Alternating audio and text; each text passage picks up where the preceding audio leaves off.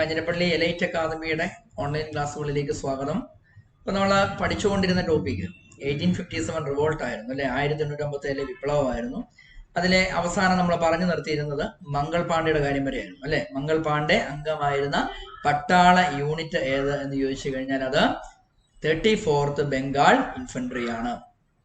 നമുക്ക് മുൻപോട്ട് പോകാം. മംഗൾ പാണ്ഡെയുടെ ജീവിതം പ്രമേയമാക്കി പുറത്തിറങ്ങിയ സിനിമ ഏത്? മംഗൾ പാണ്ഡെയുടെ ജീവിതം ആധാരമാക്കി പുറത്തിറങ്ങിയ സിനിമ ഏത് എന്ന്. ഇപ്പം മംഗൾ പാണ്ഡെയുടെ ജീവിതം പ്രമേയമാക്കി ഇറങ്ങിയ ഒരുപാട് സിനിമകളുണ്ട്. പല സംസ്ഥാനങ്ങളിൽ ഇറങ്ങിയിട്ടുണ്ട് അല്ലെ, പല ഭാഷകളിൽ. എന്നാൽ അതിൽ പ്രധാനമായും PSC ചോദിക്കുന്നത് ഒരു ഹിന്ദി മൂവിയായ മംഗൾ പാണ്ഡെ 1857 ദി റൈസിംഗ് എന്നുള്ള സിനിമ ആണ് അല്ലെ. മംഗൾ പാണ്ഡെ 1857 ദി റൈസിംഗ് സംവിധാനം ചെയ്തത് കേതൻ മേത്തയാണ്. അതുപോലെ തന്നെ വേഷമണിഞ്ഞത് അമീർ ഖാനാണ് അല്ലെ. ബോളിവുഡ് താരമായ അമീർ ഖാനാണ് മംഗൾ പാണ്ഡെയുടെ റോള് ചെയ്തത്. ഇനി മംഗൾ പാണ്ഡെ തൂക്കിലേറ്റിയത് ഒരു പ്രധാന ചോദ്യമാണ് കേട്ടോ, ഒരു വളരെ പ്രാധാന്യം അറിയിക്കുന്ന ഒരു ചോദ്യമാണ്. മംഗൾ പാണ്ഡെ തൂക്കിലേറ്റിയത് എന്ന്. മംഗൾ പാണ്ഡെ തൂക്കിലേറ്റിയത് 1857 ഏപ്രിൽ 8 മംഗൾ പാണ്ഡെ തൂക്കിലേറ്റിയ ദിവസം ഓർത്തോളുക, 1857 ഏപ്രിൽ 8. അതായത് നമ്മൾ പറയുന്ന 1857 വിപ്ലവം അതിന്റെ ഉച്ചസ്ഥിതിയിൽ അഥവാ അത് പൊട്ടിപ്പുറപ്പെടുന്നതിന് മുമ്പായിരുന്നു അല്ലെ. അപ്പൊ ഒരു കാരണവും കൂടെയായിരുന്നു. അതുകൊണ്ട് തന്നെ മംഗൾ പാണ്ഡെയുടെ രക്തസാക്ഷിത്വം, അദ്ദേഹത്തിന്റെ മരണം, അത് നമ്മുടെ ശിപ്പായിമാരുടെ ഇടയിൽ ഒരു ദേശീയത അല്ലെങ്കിൽ ശിപ്പായിമാരുടെ ഇടയിൽ ഒരു വിപ്ലവം നടത്താനുള്ള ഊർജം പകർന്നു. അപ്പം 1857 ആദ്യത്തെ രക്തസാക്ഷി എന്ന് പറയുന്നത് നമ്മൾ ആരായിട്ടാ? മംഗൾ പാണ്ഡെയാണ് നമ്മൾ പരിഗണിക്കുന്നത്. അപ്പം അദ്ദേഹത്തെ തൂക്കിലേറ്റിയത് ഏപ്രിൽ 8 അടുത്തതാ ഇനി നമ്മൾ പഠിക്കുന്നത് 1857 വിപ്ലവത്തില് നമുക്കറിയാം ഒരുപാട് വിപ്ലവ സ്ഥലങ്ങൾ ഉണ്ടായിരുന്നു, കേന്ദ്രങ്ങൾ ഉണ്ടായിരുന്നു. അപ്പം PSC ചോദിക്കാറുണ്ട് 1857 വിപ്ലവത്തില് ഡൽഹിയില് നേതൃത്വം നൽകിയത് ആരെയെന്ന് ചോദ്യം. അതുപോലെ തന്നെ പല സ്ഥലങ്ങളുണ്ട്. അപ്പം പ്രധാനപ്പെട്ട കുറെ സ്ഥലങ്ങൾ നമുക്കറിയാം. ഏറ്റവും കൂടുതൽ കലാപകേന്ദ്രങ്ങൾ ഉണ്ടായിരുന്ന സംസ്ഥാനം ഉത്തർപ്രദേശാണ്. അപ്പം നമ്മൾ അതുപോലെ തന്നെ അതുമായി ബന്ധപ്പെട്ട് PSC ചോദിച്ച് കാണുന്ന പ്രധാന ചോദ്യങ്ങളാണ് ഇനി നമ്മളിവിടെ ഡിസ്കസ് ചെയ്യുന്നത്. ഇന്ന ഭാഗത്ത് അല്ലെങ്കിൽ ഇന്ന സ്ഥലത്ത് ആരാണ് ഈ വിപ്ലവത്തിന് ഊർജം പകർന്നത് എന്ന് നമുക്ക് നോക്കാം. അപ്പൊ നമ്മൾ ആദ്യത്തെ ഒരു പ്രധാനപ്പെട്ട സ്ഥലമാണ്, PSCയുടെ ഒരു മുൻവർഷ ചോദ്യമാണ്, ലക്നൗ, ആഗ്ര, ഔദ് അല്ലെ. ലക്നൗ, ആഗ്ര, ഔദ് ഈ 3 സ്ഥലങ്ങളില് 1857 വിപ്ലവത്തിന് നേതൃത്വം നൽകിയ വ്യക്തിയാണെങ്കിൽ ബീഗം ഹസ്രത് മഹാലാണ്. ബീഗം ഹസ്രത് മഹാൽ. അടുത്തത് പ്രധാന മറ്റൊരു ചോദ്യം, കാൺപൂരിൽ നേതൃത്വം നൽകിയതാണെങ്കിൽ നാനാ സാഹിബും താന്തിയ തോപ്പും കൂടെ ഒന്നിച്ചായിരുന്നു. അപ്പം കാൺപൂർ എന്ന വിപ്ലവത്തിന്റെ ഒരു സുപ്രധാന കേന്ദ്രമായ അവിടെ നാനാ സാഹിബും താന്തിയ തോപ്പും കൂടെയാണ് നേതൃത്വം നൽകിയത്. ഇനി മറ്റൊരു ചോദ്യം ചോദിക്കാറുണ്ട്, നാനാ സാഹിബിന്റെ യഥാർത്ഥ പേര് എന്താണ്? നാനാ സാഹിബിന്റെ യഥാർത്ഥ പേര് ഉത്തരം ദോണ്ടു പന്ത് എന്നാണ് വിശേഷിപ്പിക്കപ്പെടുന്നത് അല്ലെ. നമുക്കിങ്ങനെ PSCയുടെ ഒരു മോഡൽ ക്വസ്റ്റ്യൻസ് ആണ്. അതായത് യഥാർത്ഥ പേരെന്നൊരു ചോദ്യം അല്ലെ, ഇന്നയാളുടെ യഥാർത്ഥ പേര് അല്ലെങ്കിൽ പഴയകാല പേര് എന്നൊരു ചോദ്യം. അപ്പൊ നാനാ സാഹിബിന്റെ യഥാർത്ഥ പേര് ദോണ്ടു പന്ത് എന്നാണ്. താന്തിയ തോപ്പിയുടെ യഥാർത്ഥ പേര് രാമചന്ദ്ര പാണ്ഡുരാങ് എന്നാണ്. താന്തിയ തോപ്പിന്റെ യഥാർത്ഥ പേരാണെങ്കിൽ രാമചന്ദ്ര പാണ്ഡുരാങ്. ഈ പേരുകൾ ഓർത്തിരിക്കേണ്ടതാണ്, PSC ചോദിക്കുന്നതാണ്. താന്തിയ തോപ്പിന്റെ പഴയ പേര് അല്ലെങ്കിൽ യഥാർത്ഥ പേരെന്ന് ചോദിക്കും ആണെങ്കിൽ രാമചന്ദ്ര പാണ്ഡുരാങ്. ഇനി മീററ്റ് എന്ന കലാപകേന്ദ്രത്ത് നേതൃത്വം നൽകിയത് ഖത്തം സിംഗ് ആണ്. മീററ്റ് എന്ന സ്ഥലത്ത് നേതൃത്വം നൽകിയത് ഖത്തം സിംഗ്. അടുത്തത് 1857 വിപ്ലവത്തിന്റെ ബുദ്ധി കേന്ദ്രം എന്നറിയപ്പെട്ടത് ആര്? 1857 റിവോൾട്ടിന്റെ ബുദ്ധി കേന്ദ്രം എന്നറിയപ്പെട്ടത്, അതിന്റെ തല എന്ന വിശേഷിപ്പിച്ചത് ആരെ എന്നുള്ളത് ആണെങ്കിൽ നാനാ സാഹിബ് ആണ്. നാനാ സാഹിബ് നമുക്കറിയാം വരുവാനുണ്ടായ കാര്യം ദത്തവകാശ നിരോധന നിയമമായിരുന്നു. അതുകൊണ്ടാണ് അദ്ദേഹം ഇതിലേക്ക് വളരെ പെട്ടെന്ന് എടുത്തിയാടിയത്. ഓക്കെ, മറാത്ത രാജവംശത്തില് ഉള്ള വ്യക്തിയാണ് നാനാ സാഹിബ്. അടുത്തത്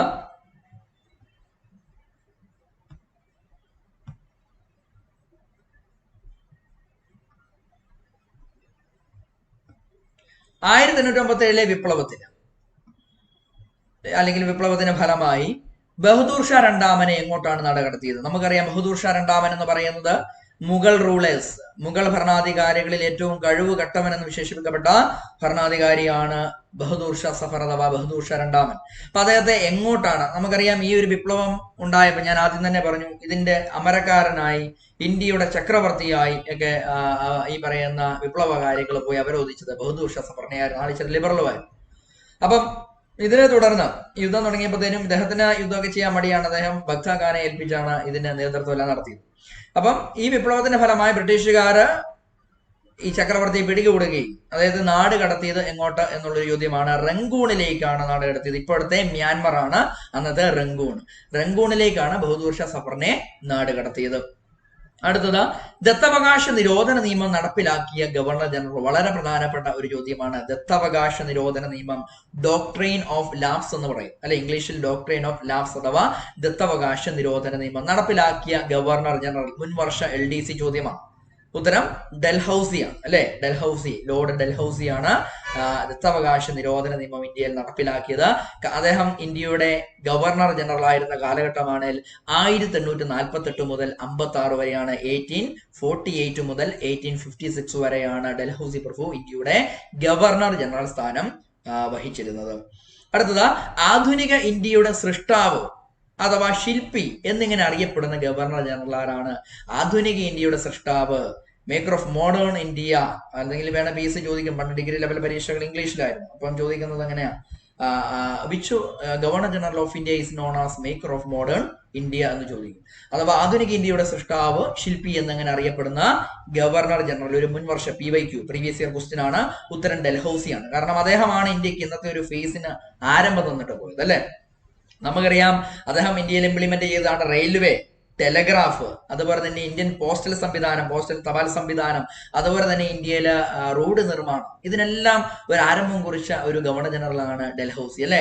റെയിൽവേ 1853 കൊണ്ടുവന്നു അല്ലെ. തപാൽ സംവിധാനം ആ സമയത്ത് തന്നെ കൊണ്ടുവന്നു. അപ്പൊ ഇതെല്ലാം വളരെ ഇത് നമ്മൾ ഡീറ്റെയിൽ ആയിട്ട് ഡൽഹൌസി പ്രഭുവിനെ കുറിച്ച് പഠിക്കുന്നുണ്ട്. അപ്പോൾ അതിന്റെ ഡീറ്റെയിൽ ആയിട്ടുള്ള കാര്യങ്ങൾ പറയാം. അപ്പൊ ഇദ്ദേഹമാണ് ഇന്ത്യക്ക് ഒരു പുതുമുഖം നൽകിയത്. നമുക്കറിയാം റെയിൽവേ തന്നെ ഒരു കാലത്ത് ലോകത്തിൽ ഏറ്റവും കൂടുതൽ ആൾക്കാർക്ക് തൊഴിൽ നൽകിയിരുന്ന സ്ഥാപനമായിരുന്നു റെയിൽവേ അല്ലെ. ലോകത്തിൽ ഏറ്റവും കൂടുതൽ ലോകത്തിലെ ഒന്നാമത്തെ തൊഴിൽ ദാതാവ് എന്നൊക്കെ വിശേഷിപ്പിക്കപ്പെടുന്നത് ഇന്ത്യൻ റെയിൽവേ ആയിരുന്നു അല്ലെ. ഇന്ന് ഏകദേശം 30 ലക്ഷത്തോളം അടുത്ത് ജീവനക്കാരുണ്ടെന്ന് പറയും.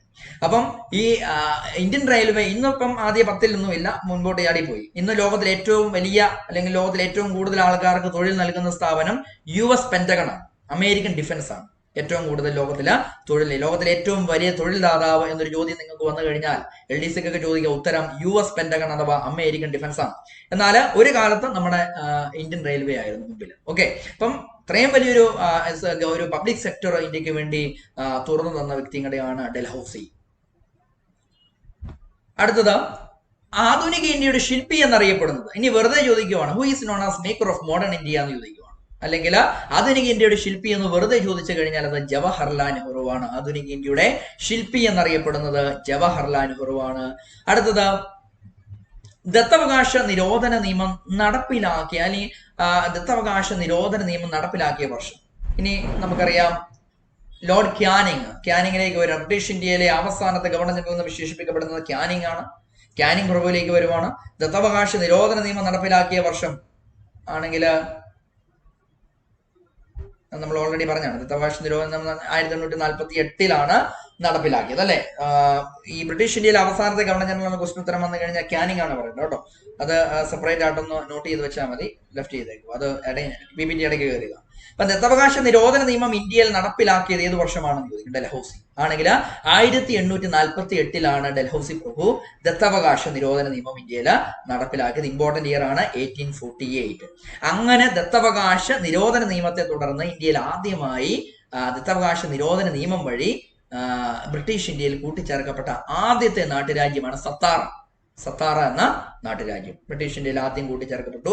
വേണ PSC ചോദിക്കാറുണ്ട്, ഇന്ത്യയിൽ ദത്തവകാശ നിരോധന നിയമപ്രകാരം കൂട്ടിച്ചേർക്കപ്പെട്ട ആദ്യത്തെ രാജ്യം സത്താറ. അതുപോലെ തന്നെ ദത്തവകാശ നിരോധന നിയമത്തെ തുടർന്ന് അവസാനമായി കൂട്ടിച്ചേർക്കപ്പെട്ട ബ്രിട്ടീഷ് ഇന്ത്യയിൽ കൂട്ടിച്ചേർക്കപ്പെട്ട രാജ്യം എന്ന് ചോദിക്കാം. അതാണ് ഔദുമാണ്. ഓക്കെ, നമ്മൾ പിന്നീട് മറ്റൊരു സെഷനിൽ അതിന്റെ വേറൊരു സെഷൻ നമ്മൾ ഗവർണർ ജനറൽ പഠിക്കുന്നതായിരിക്കും. അടുത്തത് 1857 വിപ്ലവത്തിൽ ഗറില്ല യുദ്ധരീതി പ്രയോഗിച്ച വിപ്ലവകാരി. വളരെ പ്രധാനപ്പെട്ട ഒരു ചോദ്യമാണ്. 1857 വിപ്ലവത്തില് അല്ലെങ്കിൽ 1857 റിവോൾട്ടില് ഗറില്ല യുദ്ധരീതി പ്രയോഗിച്ച വിപ്ലവകാരി ആര് ആണെങ്കിൽ താന്തിയ തോപ്പാണ് അല്ലെ. നമ്മൾ പറയാറുണ്ട് ഗറില്ല യുദ്ധരീതി അല്ലെ. ഗറില്ല യുദ്ധരീതിക്ക് ഏറ്റവും ഫേമസ് ആയിട്ടുള്ള രാജ്യം ഏതാണ്? വിയറ്റ്നാം ആണ് അല്ലെ. ഗറില്ല വാർഫെയറിലെ വളരെ ഫേമസ് ആയ ഒരു രാജ്യമാണ് വിയറ്റ്നാം അല്ലെങ്കിൽ വിയറ്റ്നാം യുദ്ധം. ഓക്കെ, അപ്പം യൊളിപ്പോർ അതിന് 1857 വിപ്ലവത്തിൽ ഗറില്ല യുദ്ധരീതി പ്രയോഗിച്ച് വിപ്ലവകാരിയാണെങ്കിൽ അത് താന്തിയ തോപ്പാണ്. നാനാ സാഹിബിന്റെ സൈനിക ഉപദേഷ്ടാവായിരുന്നു അല്ലെ. നമ്മൾ പറഞ്ഞിരുന്നു നാനാ സാഹിബിന്റെ സൈനിക ഉപദേഷ്ടാവായിരുന്നതിന്റെ തലയായിരുന്നു എന്നൊക്കെ നമ്മൾ പറയുകയുണ്ടായി. അടുത്തത് 1850 വിപ്ലവത്തിലെ ജവാൻ ഓഫ് ആർക്ക് എന്നറിയപ്പെടുന്നത് ആരാണ്? വളരെ പ്രധാനപ്പെട്ട ഒരു മുൻവർഷ LDC ചോദ്യമാണ്. 1850 വിപ്ലവത്തിലെ ജവാൻ ഓഫ് ആർക്ക് എന്നറിയപ്പെടുന്നത് ആരാ? ഝാൻസി റാണി തന്നെയാണ്. ജവാൻ ഓഫ് ആർക്ക് ആരാ? ജവാൻ ആരാണ് അല്ലെ. അതായത് ഒരു കാലത്ത് അതായത് ലോകത്തിലെ ഏറ്റവും കൂടുതൽ കോളനികൾ ഉണ്ടായിരുന്നത് ബ്രിട്ടനാണ്. ബ്രിട്ടനും ഫ്രാൻസും തമ്മിൽ ഒരുപാട് യുദ്ധങ്ങൾ ഉണ്ടായിട്ടുണ്ട് കോളനികൾക്ക് വേണ്ടി, ഇന്ത്യയിൽ മാത്രമല്ല പല രാജ്യങ്ങളിൽ. അപ്പം അതിലെ ഒരു പ്രധാനപ്പെട്ട വാറായിരുന്നു ആംഗ്ലോ ഫ്രഞ്ച് വാറുകൾ അല്ലെ, അഥവാ ഈ പറയുന്ന ബ്രിട്ടീഷ് ഫ്രഞ്ച് വാർസ്. അപ്പം ഈ യുദ്ധത്തില് ഈ നമ്മൾ പറഞ്ഞു വരാൻ കാരണം ജോവാൻ എന്ന് പറയുന്നത് ഒരു ക്രിസ്ത്യൻ സെയിന്റ് ആണ്. ഇപ്പോൾ ഫ്രാൻസിൽ ഉണ്ടായിരുന്നതാണ്. ഈ ജോവാന് ഒരുപാട് എന്താ പറയുക പ്രത്യേകതകൾ എന്ന് പറഞ്ഞു കഴിഞ്ഞാൽ ഈ സ്ത്രീ പറയും, ഒരു സ്ത്രീയാണ്, ഈ പുള്ളിക്കാരത്തി പറയുന്നതനുസരിച്ച് തന്നെ സംഭവിക്കുമായിരുന്നു. അതായത് ഭയങ്കരമായിട്ട് എന്താ പറയുക മുൻകൂട്ടി പറയുകയായിരുന്നു, ഒരു പ്രവചന വരം ഉണ്ടായിരുന്നു ഈ സ്ത്രീക്ക്. അതുകൊണ്ട് തന്നെ ഈ യുദ്ധത്തിൽ പറയുമായിരുന്നു, ഫ്രാൻസ് യുദ്ധത്തില് ഫ്രാൻസ് രാജാവിനോട് പറയായിരുന്നു, ഇന്ന് നമ്മുടെ സൈന്യം തോക്കും, അന്ന് നമ്മള് തോറ്റുപോകും അല്ലെങ്കിൽ പുറകോട്ടായിരിക്കും. അപ്പൊ ആദ്യമൊക്കെ ഇത് ഈ സ്ത്രീ ഒരു പൊട്ട് പറയുന്നതെന്ന് പറഞ്ഞുകൊണ്ട് അതിനെ നെഗ്ലക്ട് ചെയ്തു. പിന്നെ ഈ പുള്ളിക്കാരത്തിൽ പറയുന്നതിന് കാര്യമുണ്ടെന്ന് മനസ്സിലാക്കുകയും യുദ്ധ മേഖലയിലേക്ക് ഈ ജവാനെ കൂട്ടുകയും ചെയ്യുകയാണ്. അപ്പം ഗവർണർ ഇപ്പോൾ പുള്ളിക്കാരത്തി അങ്ങനെ ഒടുവിൽ ഫ്രഞ്ച് സൈന്യാധിപൻ മരിക്കുമ്പോൾ ആസ്ഥാനത്ത് കയറി യുദ്ധം ചെയ്യുന്നതായിട്ടൊക്കെ ചരിത്രം പറയുന്നു. പിൽക്കാലത്ത് അവിടുന്ന് അദ്ദേഹത്തെ മരണപ്പെടുകയുണ്ടായിരുന്നു. അത് രണ്ട് രീതി ചരിത്രം പറയുന്നുണ്ട്. പുള്ളിക്കാരത്തി മറ്റുള്ളവരെ എന്റെ ശരീരം കൊണ്ടുപോകുന്നതിന് മുമ്പ് തന്നെ ഞാൻ മറവ് ചെയ്യണമെന്ന് പറയുന്നു. അങ്ങനെ യുദ്ധമേഖലയിൽ മരിച്ചു വീഴുകയും പുള്ളിക്കാരത്തി എടുത്തു മാറ്റിയിരുന്നു. പിന്നീട് പിൽക്കാലത്ത് ആത്മഹത്യ ചെയ്തു. നമുക്ക് രണ്ട് രീതിയിലുള്ള കൺസെപ്റ്റ് ഉണ്ട്. ഇനിവേ ജോവാൻ എന്ന് പറയുന്ന ഒരു ക്രിസ്ത്യൻ സെയിന്റ് ആണ്, ജോവാൻ ഓഫ് ആർക്ക്. ഓക്കെ, അത് ബന്ധപ്പെട്ടിരിക്കുന്നത് ഏതാണ്? ഈ പറയുന്ന ബ്രിട്ടീഷുകാരും ഫ്രഞ്ച് വാറിൽ ഉണ്ടായിരുന്ന സ്ത്രീയാണ് ജോവാൻ. അപ്പൊ ആ ജോവാൻ അതിന് തുല്യമായ ഒരു ധീര വനിത എന്നുള്ള രീതിയിലാണ് നമ്മളിവിടെ ഝാൻസി റാണിയെ പരിഗണിക്കുന്നത്. അടുത്തത് ഝാൻസി റാണിയെ കുറിച്ച് ജവഹർലാൽ നെഹ്റുവിന്റെ വാക്കുകൾ എന്ന് അല്ലെ. ഝാൻസി റാണിയെ കുറിച്ച് ജവഹർലാൽ നെഹ്റു പറഞ്ഞ വാക്കുകൾ. അപ്പം BSc ചോദിക്കാറുണ്ട്, തിരിച്ചു ചോദിക്കും അല്ലെ. ഇരുണ്ട പശ്ചാത്തലത്തിലെ പ്രകാശമാനമായ ബിന്ദുവെന്ന് അല്ലെങ്കിൽ ബിന്ദുവെന്ന് ജവഹർലാൽ നെഹ്റു ആരെ കുറിച്ച് പരാമർശിച്ചു എന്ന് ചോദിക്കാം. ഇല്ലെങ്കിൽ ഇരുണ്ട പശ്ചാത്തലത്തിലെ പ്രകാശമാനമായ ബിന്ദുവെന്ന് ഝാൻസി റാണിയെ വിശേഷിപ്പിച്ചത് ആരെ എന്ന് ചോദിക്കാം. ഉത്തരം ജവഹർലാൽ നെഹ്റു ആണ്. അപ്പം മുൻവർഷ LDC ചോദ്യമാണ് അല്ലെ, വളരെ പ്രധാനപ്പെട്ട ഒരു ചോദ്യമാണ്. ഝാൻസി റാണിയെ കുറിച്ച് ജവഹർലാൽ നെഹ്റുവിന്റെ വാക്കുകൾ. അടുത്തത് വിപ്ലവകാരികളുടെ സമുന്നത ധീര നേതാവ് എന്ന പട്ടാള മേധാവിയായ ഹ്യൂജ് റോസ് വിശേഷിപ്പിച്ചത് ആരെ? വിപ്ലവകാരികളുടെ സമുന്നത ധീര നേതാവ് എന്ന് ബ്രിട്ടീഷ് പട്ടാള മേധാവിയായ സർ ഹ്യൂജ് റോസ് വിശേഷിപ്പിച്ചത് ഝാൻസി റാണിയെ തന്നെയാണ്. അപ്പം ഈ ഒരു വനിതയുടെ ധൈര്യമായ പോരാട്ടം, അതിന്റെ വീര്യം മനസ്സിലാക്കിയ ജനറൽ ഹ്യൂജ് റോസ് വിശേഷിപ്പിച്ച പദമാണ് വിപ്ലവകാരികളുടെ സമുന്നത ധീര നേതാവ് എന്നുള്ളത്. അടുത്തത്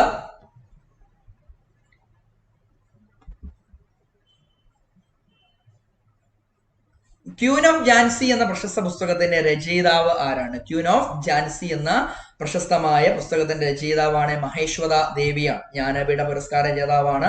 ഇന്ത്യയിലെ ഏറ്റവും ഉയർന്ന സാഹിത്യ മേഖലയിൽ നൽകുന്ന പുരസ്കാരമാണ് ജ്ഞാനപീഠം അല്ലെ. 1996 ലഭിച്ചു. ബംഗാളി സാഹിത്യകാരിയാണ് മഹേശ്വത ദേവി. അപ്പം ക്യൂൻ ഓഫ് ഝാൻസി എന്ന കൃതി ചോദിക്കാം ആരെഴുതിയതാണെന്ന് ആണെങ്കിൽ മഹേശ്വത ദേവിയാണ്. ഝാൻസി റാണിയുടെ പ്രതിമ സ്ഥിതി ചെയ്യുന്നത് ഇവിടെ മറ്റൊരു ചോദ്യമാണ്. പലരും ഗ്വാളിയാർ എന്ന ഉത്തരം നൽകും. ഓക്കെ, എന്നാ ഉത്തരം ആഗ്രയാണ്. ഝാൻസി റാണിയുടെ പ്രതിമ സ്ഥിതി ചെയ്യുന്നത് ആഗ്രയിലാണ് സ്ഥിതി ചെയ്യുന്നത്. അടുത്തത് Lakshmibai national institute of physical education സ്ഥിതി ചെയ്യുന്നത്. Lakshmibai national institute of physical education സ്ഥിതി ചെയ്യുന്നത് എവിടെയാ? ഗ്വാളിയാറിൽ സ്ഥിതി ചെയ്യുന്നു. ഓർത്തോളുക, Lakshmibai national institute of physical എഡ്യൂക്കേഷന്റെ ആസ്ഥാനം എന്ന് ചോദിക്കാം, അല്ലെങ്കിൽ സ്ഥിതി ചെയ്യുന്നതെന്ന് ചോദിക്കാം. ഉത്തരം ഗ്വാളിയാറാണ്. അടുത്തത് Lakshmibai national college of physical education സ്ഥിതി ചെയ്യുന്നത് എവിടെ? രണ്ടും തമ്മിൽ മാറിപ്പോകരുത്. ലക്ഷ്മിഭായി ഇൻസ്റ്റിറ്റ്യൂട്ട് ആണെങ്കിൽ എവിടെയാണ് നമ്മൾ പറഞ്ഞു? എവിടെയാ സ്ഥിതി ചെയ്യുന്നത്? ഗ്വാളിയാറിലാണ് നമ്മളിപ്പോ പറഞ്ഞു. അതുപോലെ തന്നെ Lakshmibai national college of physical education സ്ഥിതി ചെയ്യുന്നത് തിരുവനന്തപുരത്തെ കാര്യവട്ടത്താണ്. അപ്പൊ അത് ഇങ്ങോട്ടും മാറുന്നു. ഒന്ന് നാഷണൽ ഇൻസ്റ്റിറ്റ്യൂട്ട്, ഒന്ന് നാഷണൽ കോളേജ്. നാഷണൽ കോളേജ് ആണെങ്കിൽ എവിടെയാണ്? കാര്യവട്ടം, തിരുവനന്തപുരം. അതുപോലെ മറ്റൊരു കാര്യം കൂടെ ഓർക്കണം, Lakshmibai national college of physical education എന്ന് പറയുന്നത് തിരുവിതാംകൂർ ഭരണാധികാരിയായിരുന്ന റീജന്റ് റാണി ലക്ഷ്മിയെ കുറിച്ചാണ്. അദ്ദേഹത്തിന്റെ സ്മരണാർത്ഥം നൽകിയിരിക്കുന്ന പേരാണ്. എന്നാൽ ഗ്വാളിയാറിലെ നാമത്തിന് കാരണം ഝാൻസി റാണിയാണ്. എന്ന കാര്യവട്ടം തിരുവനന്തപുരത്തെ റീജന്റ് റാണിയുടെ സ്മരണയിലുള്ളതാണ്. അടുത്തത്, ഇന്ത്യയിലെ ആദ്യത്തെ വനിതാ രക്തസാക്ഷി ആരാണ്? ഇന്ത്യയിലെ ആദ്യത്തെ വനിതാ രക്തസാക്ഷി. ഉത്തരം പ്രീതിലത വടേക്കർ ആണ്. ഇന്ത്യയിലെ ആദ്യത്തെ വനിതാ രക്തസാക്ഷിയാണ് പ്രീതിലത വടേക്കർ ആണ്. 21ാമത്തെ വയസ്സിൽ മരിച്ചു. അപ്പൊ അദ്ദേഹം മരിച്ചു, രക്തസാക്ഷി എന്ന് പറയത്തില്ല, ആത്മഹത്യയായിരുന്നു. പൂർണ്ണമായും പറഞ്ഞ ആത്മഹത്യയായിരുന്നു. നമ്മളെന്നാലും ചെറിയ പ്രായത്തിൽ, അതായത് സൂര്യ സെന്നിനൊപ്പം ഒരു ബംഗാളി റെവല്യൂഷണറിസ്റ്റ് ആണ് പ്രീതിലത വടേക്കർ. സൂര്യ സെന്നിനൊപ്പം ചേർന്ന് ഇന്ത്യൻ സ്വാതന്ത്ര്യത്തിന് വേണ്ട വിപ്ലവ കാര്യങ്ങളിൽ മുഴുകിയിരുന്ന വ്യക്തിയാണ് പ്രീതിലത വടേക്കർ. അങ്ങനെ ബ്രിട്ടീഷുകാർ പിടിക്കുന്നതിന് മുമ്പ് പൊട്ടാസ്യം സൈനൈഡ് കഴിച്ച് ആത്മഹത്യ ചെയ്തു എന്ന് ചരിത്രം പറയുന്നു. അപ്പൊ ഇന്ത്യയിലെ ആദ്യത്തെ വനിതാ രക്തസാക്ഷി, 21 വയസ്സും ഉണ്ടായിരുന്നു. ഇന്ത്യയിലെ ആദ്യത്തെ വനിതാ രക്തസാക്ഷിയാണെങ്കിൽ പ്രീതിലത വടേക്കർ. അടുത്തത്, 1850 വിപ്ലവം പൂർണ്ണമായും അടിച്ചമർത്തപ്പെട്ട വർഷം. ഏത് വർഷമാണ് ഈ ഒരു വിപ്ലവത്തെ പൂർണ്ണമായും ബ്രിട്ടീഷുകാര് അടിച്ച് അമർത്തിയതാണെങ്കിൽ 1858 57 ആരംഭിച്ചു, 58 പൂർണ്ണമായും 1857 റിവോൾട്ടിനെ അടിച്ചമർത്തി, അല്ലെങ്കിൽ പരാജയപ്പെടുത്തി ബ്രിട്ടീഷുകാർ. ഓക്കെ, അടുത്തത് വിപ്ലവത്തിന്റെ ഫലം എന്തായിരുന്നു? എന്തൊക്കെയായിരുന്നു വിപ്ലവത്തിന്റെ ഫലം?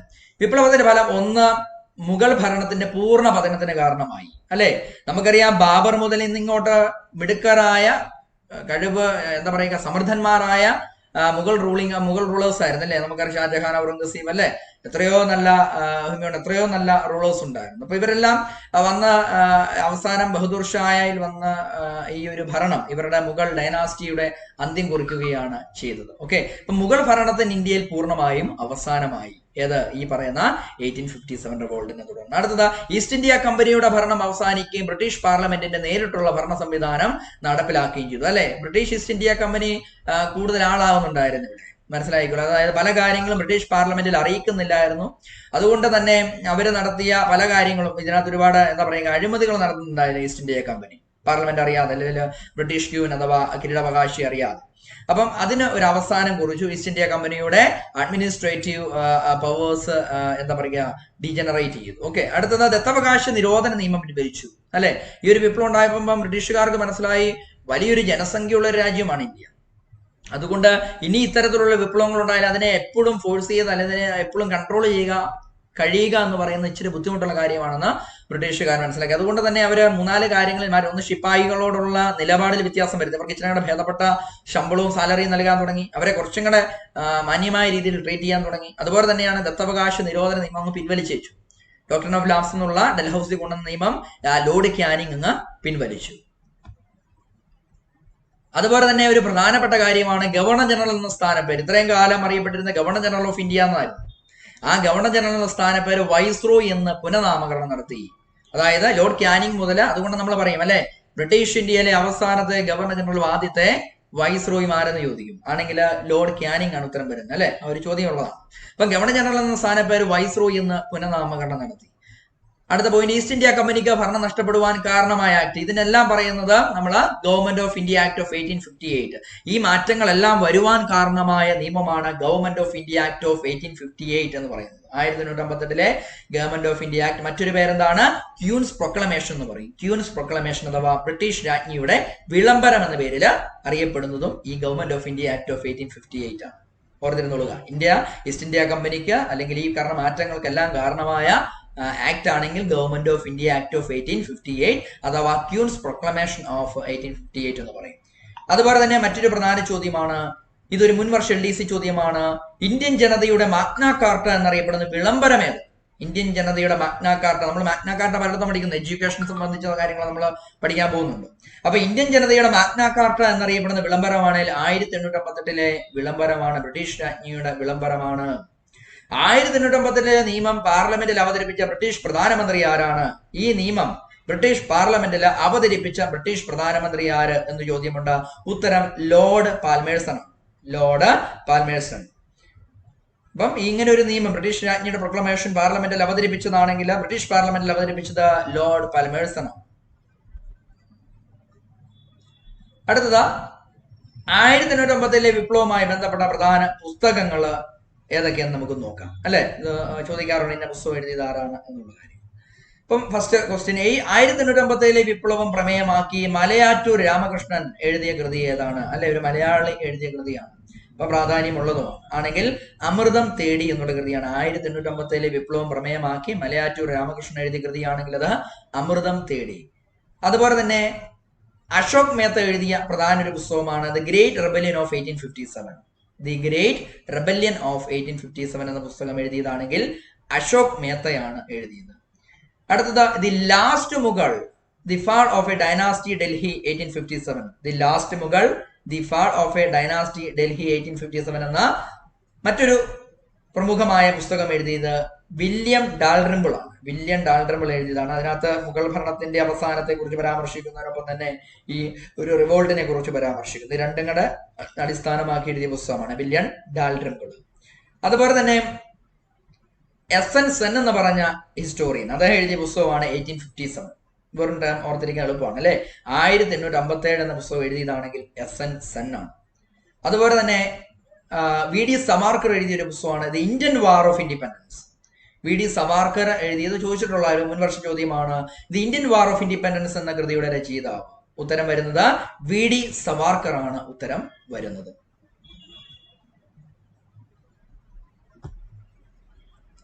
ഇനി ഈ ഒരു ലഹളയെ നമുക്കറിയാം ശിപ്പായി ലഹള എന്ന് നമ്മൾ വിശേഷിപ്പിച്ചു, ചപ്പാത്തി വിപ്ലവം എന്ന് പറഞ്ഞു, അതുപോലെ തന്നെ ഇന്ത്യയുടെ ഒന്നാം സ്വാതന്ത്ര്യ സമരമാണെന്ന് പറഞ്ഞു, അതുപോലെ തന്നെ നമ്മൾ ലോട്ടസ് റെവല്യൂഷൻ എന്ന് ചിലർ വിശേഷിപ്പിച്ചെന്ന് പറഞ്ഞു. അപ്പൊ പല രീതിയിൽ ഇതിന് വിശേഷണങ്ങൾ ഉണ്ടായി അല്ലേ. അപ്പം നമുക്ക് PSC ചോദിക്കാറുണ്ട് ഈ ഒരു വിപ്ലവത്തെ ഇത്തരത്തിൽ ആരാണ് വിശേഷിപ്പിച്ചത് എന്ന് ചോദിക്കും.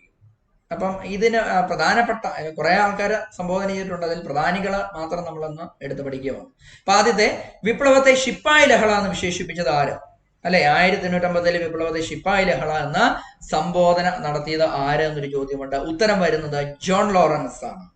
ജോൺ ലോറൻസ് ബ്രിട്ടീഷ് പാർലമെന്റേറിയൻ ആണ്. അദ്ദേഹമായിരുന്നു അന്ന് ശിപ്പായി ലഹള എന്നതിനെ വിശേഷിപ്പിച്ചത്. അടുത്തത് ഇന്ത്യയുടെ ഒന്നാം സ്വാതന്ത്ര്യ സമരം എന്ന് വിശേഷിപ്പിച്ചത് ആര്? ഇന്ത്യയുടെ ഒന്നാം സ്വാതന്ത്ര്യ സമരം എന്ന് വിശേഷിപ്പിച്ചതാണെങ്കിൽ V D. Savarkar. V D. Savarkar. V D. സവാർക്കറെ കുറിച്ച് ഇപ്പൊ അല്ലെ ഇവിടെ എല്ലാം ഒരുപാട് വിവാദങ്ങൾ ഉണ്ടാവുന്നുണ്ട്. അപ്പൊ ഇന്ത്യയുടെ ഒന്നാം സ്വാതന്ത്ര്യ സമരം എന്ന് വിശേഷിപ്പിച്ചത് വി.ഡി. സവാർക്കർ ആണ്. അടുത്തത് ആദ്യത്തേതുമല്ല ദേശീയ തലത്തിലുള്ള സ്വാതന്ത്ര്യ സമരവുമല്ല എന്ന് സംബോധന ചെയ്യുന്നതാണെങ്കിൽ R.C. മജുംദാർ എന്ന ഹിസ്റ്റോറിയനാണ്. ആദ്യത്തേതുമല്ല ദേശീയ തലത്തിലുള്ള സ്വാതന്ത്ര്യ സമരവുമല്ല എന്ന് സംബോധന ചെയ്യുന്നത് R.C. മജുംദാർ. R.C. മജുംദാറും A.C. മജുംദാറും ഉണ്ട്. R.C. Majumdar is a historian. ഇനി A.C. മജുംദാർ എവിടെയാണ് നിങ്ങൾ കാണുന്നത്? A.C. മജുംദാറെ കുറിച്ച് A.C. മജുംദാർ 1916 ലക്നൗ INC സമ്മേളനത്തിന് അധ്യക്ഷനായിരുന്നു A.C. മജുംദാർ. ഓക്കെ, മാറിപ്പോയത് R.C.യും A.C. മജുംദാർ. അടുത്തത് വിപ്ലവത്തെ ആദ്യം മതത്തിനും പിന്നീട് സ്വാതന്ത്ര്യത്തിനായും മാറിയ കലാപം എന്ന് വിശേഷിപ്പിച്ചത്. വിപ്ലവത്തെ ആദ്യം മതത്തിനായും പിന്നീട് സ്വാതന്ത്ര്യത്തിനായും മാറിയ കലാപം, ഇതാണ് ശരിക്കും നടന്നത്. 1957 റിവോൾട്ട് ഒരു എക്സ്റ്റെന്റ് വരെ ഇതാണ് നടന്നത്. അപ്പം എസ്.എൻ. സെൻ എന്ന് പറഞ്ഞ ഹിസ്റ്റോറിയൻ പറഞ്ഞിരിക്കുകയാണ് is began with a fight for religion and ended with a war for independence എന്നാണ് അദ്ദേഹം പറഞ്ഞത്. എസ്.എൻ. സെൻ പറഞ്ഞത് അല്ലെ. ആദ്യം ഒരു മത താല്പര്യങ്ങൾ വിശ്വാസം സംരക്ഷിക്കാനായി കുറച്ച് ആൾക്കാർ ഇറങ്ങുന്നു, പിൽക്കാലത്ത് അത് ഒരു ദേശീയ സമരത്തിലേക്ക് മാറുന്നു. Began as a fight for religion and ended as a war for independence, S N. Sen പറഞ്ഞു. അടുത്തത് വിപ്ലവത്തെ ബ്രിട്ടീഷ് പാർലമെന്റിൽ ദേശീയ കലാപം എന്ന് വിശേഷിപ്പിച്ചു. ഇതൊരു ദേശീയ കലാപം എന്ന് വിശേഷിപ്പിച്ചതാണെങ്കിൽ ബെഞ്ചമിൻ ഡിസ്രേലിയാണ്. ഒരു പ്രധാന ചോദ്യമാണ്, മുൻവർഷ ചോദ്യമാണ്. 1857 വിപ്ലവത്തെ ബ്രിട്ടീഷ് പാർലമെന്റിൽ ദേശീയ കലാപം എന്ന സംബോധന നടത്തിയ വ്യക്തി എന്ന് ചോദിക്കാറുണ്ടാണെങ്കിൽ ബെഞ്ചമിൻ ഡിസ്രേലിയാണ്. Benjamin Disraeli. ഇപ്പം 1857 റിവോൾട്ട് എന്ന ഒരു സെക്ഷൻ നമ്മൾ ഇവിടെ കവർ ചെയ്യുകയാണ്. ഇനി നമ്മൾ അടുത്ത സെഷനിൽ 1857 റിവോൾട്ടുമായി ബന്ധപ്പെട്ട കുറച്ച് ചോദ്യങ്ങൾ നമ്മൾ ചെയ്യുന്നതായിരിക്കും. അപ്പം ഈ ഒരു ഇന്ത്യയുടെ ഒന്നാം സ്വാതന്ത്ര്യ സമരം എന്ന് വിശേഷിപ്പിക്കുന്ന ഈ ഒരു ലഹളയുടെ, ഈ ഒരു വിപ്ലവത്തിന്റെ പ്രാധാന്യം നിങ്ങൾക്ക് മനസ്സിലായി കാണും. എന്തെങ്കിലും സംശയങ്ങളുണ്ടെങ്കിൽ നിങ്ങൾക്ക് കമന്റ് ചെയ്യാം. അപ്പം പഠിക്കുക കേട്ടോ, നന്നായിട്ട് പഠിക്കുക. എല്ലാവർക്കും വരുന്ന LDC പരീക്ഷ നല്ല ഉന്നത റാങ്ക് നേടാൻ സാധിക്കട്ടെ എന്ന് ആശംസിക്കുന്നു. Thank you.